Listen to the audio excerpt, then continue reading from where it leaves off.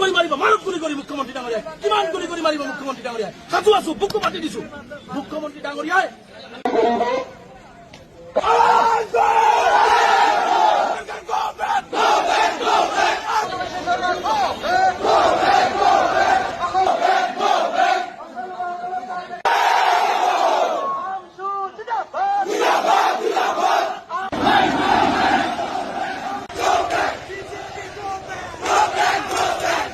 যি ধৰণে মানুহক গুলি কৰি মাৰি আছে, যি ধৰণে আত্মহত্যা কৰাবলৈ বাধ্য কৰাইছে আজি, গতিকে আমি আপোনালোকক আমি অনুৰোধ কৰিছো, আপোনালোকে প্ৰশাসনৰ মানুহ, আমি সহযোগিতা আপোনালোকক কৰিম, আপোনালোকে আমাক যাব দিয়ক, আমাৰ গণতান্ত্ৰিক আন্দোলন কৰিবলৈ দিয়ক।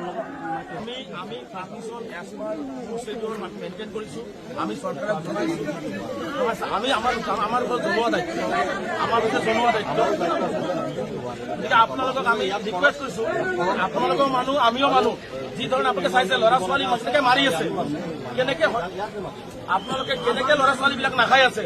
গতিকে এইখিনি কথা আপোনালোকেও তাত মানুহ হিচাপে আপোনালোকে অনুভৱ কৰক, কাৰণ মুখ্যমন্ত্ৰী সম্পূৰ্ণ দানৱীয় চৰিত্ৰৰে কাম কৰি আছে, আৰু কেৱল মাত্ৰ ধৰ্মীয় সংখ্যালঘু, কাৰণ এইসকল অসমীয়া মানুহ, কোনো বিদেশৰ মানুহ নহয়। গতিকে আমাক যাবলৈ দিয়ক, আমি অকণমান যাম, আমি আমাৰ ছাত্ৰ বিভাগ আমি